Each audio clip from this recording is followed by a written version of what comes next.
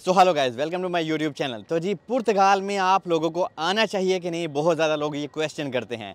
यहाँ पे jobs, accommodation और यहाँ का जो एक्सपेंस है, तो आपको मैं क्या रेकमेंड करूँगा, क्योंकि बहुत ज़्यादा लोगों के क्वेश्चन सुनने और देखने के बाद ये वीडियो बनाना बहुत ज़रूरी हो गया।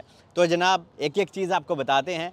और पुर्तगाल का वेदर भी बहुत कमाल का है, आप लोग देख सकते हैं। और वेदर के साथ यहाँ के लोग भी बहुत मज़े के हैं, बहुत खूबसूरत हैं। यहाँ के लोग बहुत प्यारे हैं यार, मुझे तो बहुत प्यारे लगते हैं। बाकी हर एक का अपना अपना मानना है, ठीक है। इवन मुझे तो जर्मन से भी ज़्यादा यहाँ के लोग खूबसूरत लगते हैं। एनीवे, वीडियो के टॉपिक पे आते हैं। आपको आज मैं अलग वे से ये बता रहा हूँ। आपको पुर्तगाल लिस्बन की ब्यूटी भी आपको दिखाता रहूँगा इस वीडियो में।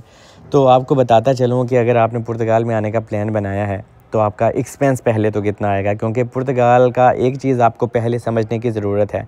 अगर आज से 3-4 साल पहले आप पीछे चले जाते हैं तो पुर्तगाल इतना फेमस नहीं था। पुर्तगाल को इवन मैं भी नहीं जानता था।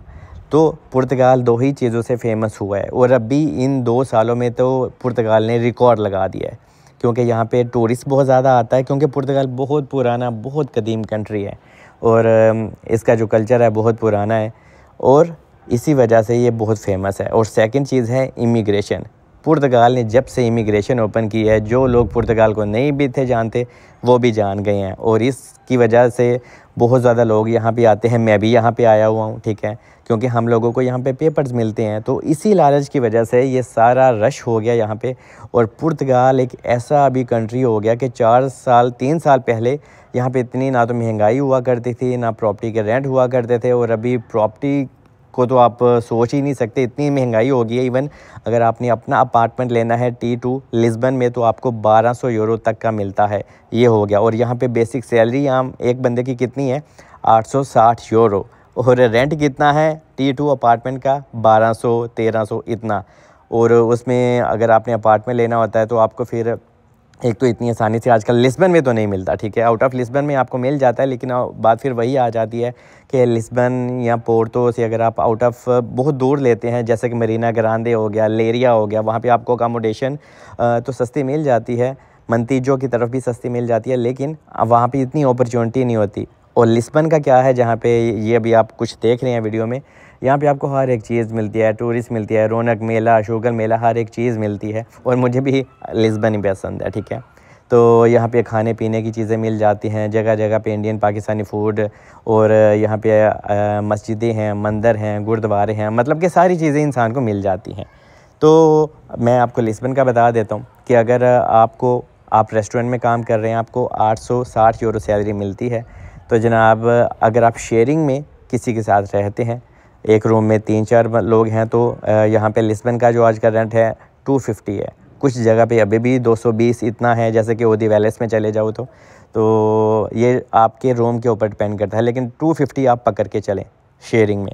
तो 250 आपका रहने का आ गया, और 100 यूरो आप खाने पीने का ले लो। और अगर तो आप सूटेबाज हो, फिर तो वाडा अल्लाह ही हाफिज़ है। फिर आप क्या ही पकाओगे और क्या ही खाओगे और क्या ही अपनी फैमिली को सपोर्ट करोगे, क्योंकि हम लोग यहाँ पे आए हैं अपनी फैमिलीज़ को, अपनी इंडियन पाकिस्तानी माओं को, ठीक है, उनको सपोर्ट करने के लिए आते हैं यार। तो अगर आप नशा तमाशा करते हैं तो ये तो फिर आपका 500-600 खाना पीना और नशा तमाशे में चले जाएगा। और अगर आप एक अच्छे इंसान हैं, ठीक है, कि नशा तमाशा नहीं करते और खाने पीने शॉपिंग कर भी लेते हैं ना आप, तो फिर भी आपका 400 या 450 आप ले लो कि इतना खर्चा आ जाएगा शॉपिंग भी करके। कपड़े शपड़े अच्छा स्टैंडर्ड भी आपका रहेगा, तो उसमें आप बाद में अपनी फैमिली को 200-300 यूरो सेंड भी कर सकते हो ये पीछे इंडिया पाकिस्तान में। तो ये हो गया। और अगर आप सिंगल रूम चाहते हो यहाँ पे लिस्बन में, तो सिंगल रूम आजकल आपको 350 to 400 का मिलता है।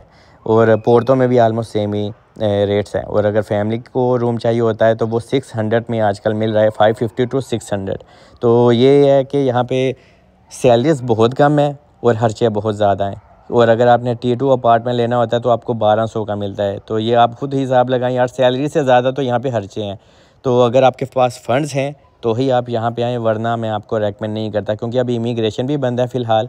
नॉर्मल आर्टिकल 88 और 89 अभी बंद है, तो मैं आपको रेकमेंड नहीं करता आने का। फिर भी अगर आप आना ही चाहते हैं तो आप वोकेशनल ट्रेनिंग कोर्स कर सकते हैं, जिसको आसान लफ्ज़ों में आपको समझाने के लिए स्टडी बेस के ऊपर TRC कार्ड लेना भी बोलते हैं, जिसको आप कह सकते हो कि आर्टिकल 92।